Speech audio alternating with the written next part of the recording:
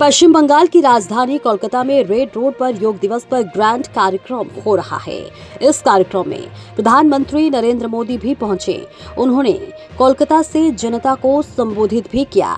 विदेशों में 210 से ज्यादा भारतीय मिशन दुनिया भर में लगभग 2500 जगहों पर कार्यक्रम आयोजित कर रहे हैं, जबकि देश भर में 100 मशहूर सांस्कृतिक और ऐतिहासिक स्थलों पर खास कार्यक्रम हो रहे हैं। प्रधानमंत्री नरेंद्र मोदी ने कोलकाता में कहा कि योग लोगों को उम्र बढ़ने के साथ भी युवा और स्वस्थ रहने में मदद करता है।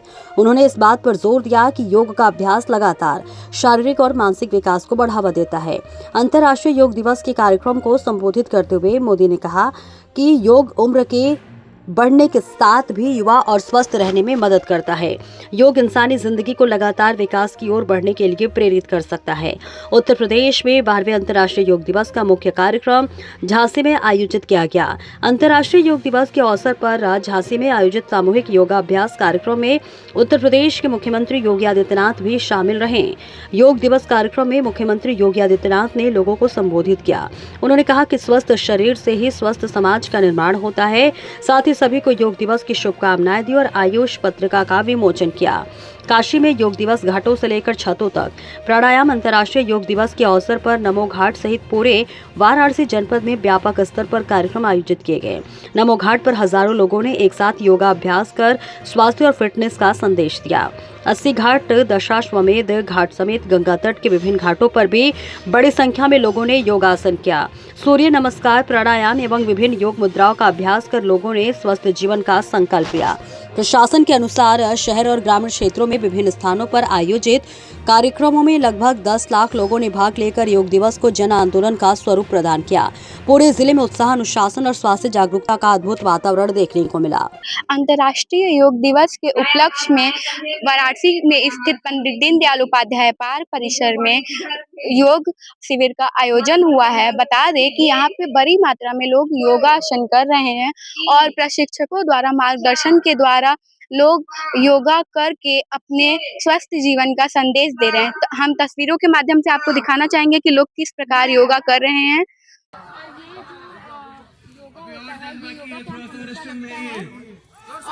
हमारे साथ बातचीत करने के लिए कुछ लोग मौजूद हैं, आइए हम उनसे बातचीत करते हैं। जी, आपका नाम?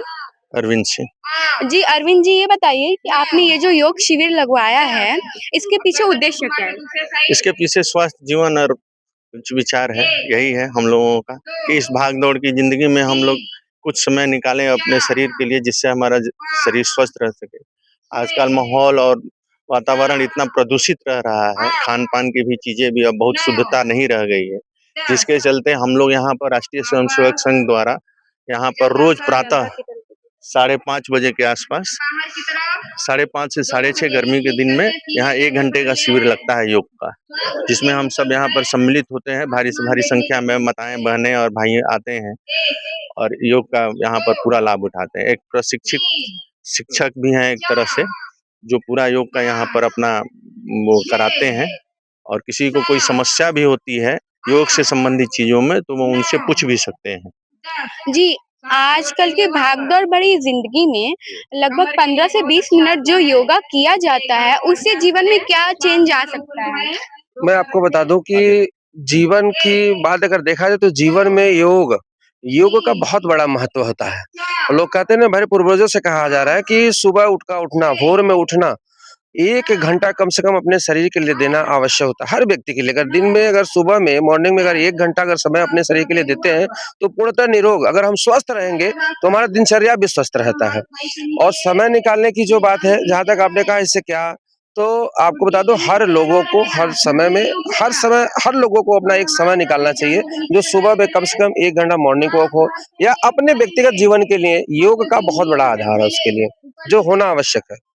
जी, तो क्या आप आगे भी कोई ना कोई कैंप लगवाएंगे? हर साल हम लोग यहाँ पर कुछ 2 महीने 3 महीने पर एक मेगा कैंप लगता है, जिसमें भारी संख्या में माताएं, बहनें, भाई बंधु सब आते हैं और इस योग का लाभ उठाते हैं। प्रशिक्षित शिक्षक द्वारा भी हम लोग जो है यहाँ पर किसी को कोई समस्या भी होती है, जैसे आर्थराइटिस हो, कमर में दर्द हो, विशेष रूप से आजकल के बुजुर्गों में चाहे वृद्धावस्था में लोगों में ये ज़्यादा समस्याएं आती हैं। तो इस चीज़ का लाभ भी वो प्रशिक्षित शिक्षक से ले करके अपने घर पर यहाँ आकर के ले सकते हैं। इतना सुंदर और बेहतरीन वातावरण यहाँ रहता है।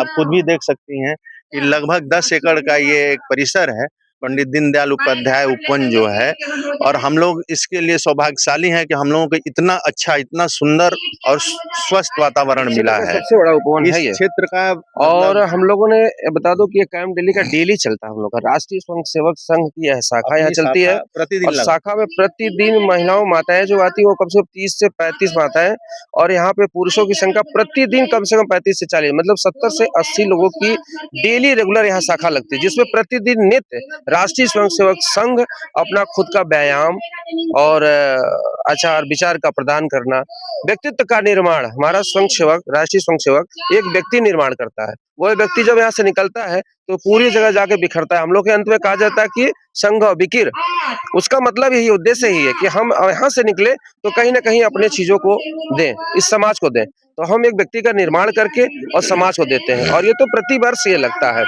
हर 3 महीने, 2 महीने पे, 3 महीने पे जैसी आवश्यकता रहती है उसके अनुसार हम लोग अपनी एक ऐसा जो है कैंप लगवाते रहते हैं।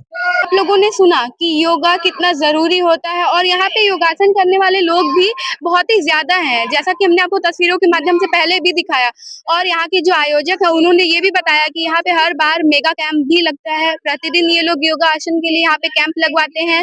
और बता दें कि आगे भी ये शिविर चलता रहेगा।